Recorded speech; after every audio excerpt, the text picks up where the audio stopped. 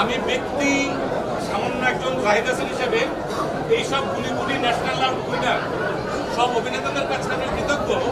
কারণ সাধারণত আমরা কি দেখি যে একটা ছবিতে একটা কাজে যে সেন্ট্রাল ক্যারেক্টার থাকে